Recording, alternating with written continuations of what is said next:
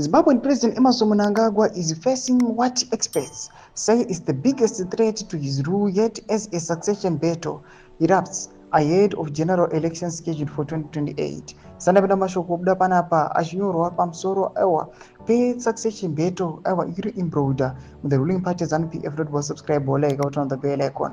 Tipina mnamobuda nyukomchidzi.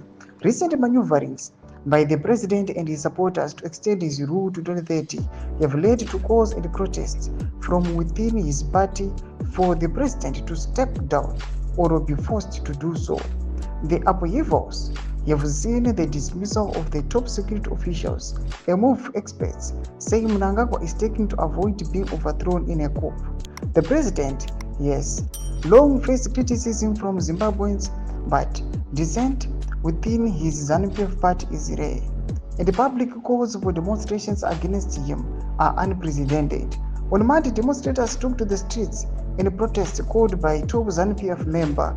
Zimbabwe has for decades been mired in a political crisis that have led to economic stagnation, a dearth of jobs, and general government dysfunction.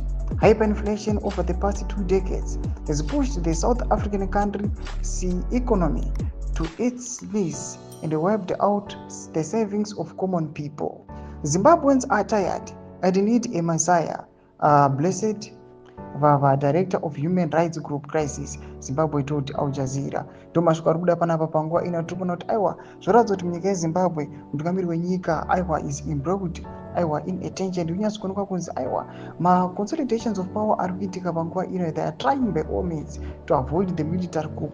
Noda kuti zviri kungoonekwa ngonzi zvakamboitika kumashure ndo zviri kungoripita panguva ino. Tidze mafungiro enyu kuti kudii pamusoro pechitiko ichi. Pinda comment section yedu dzamafungiro enyu. Musasubscribe or like.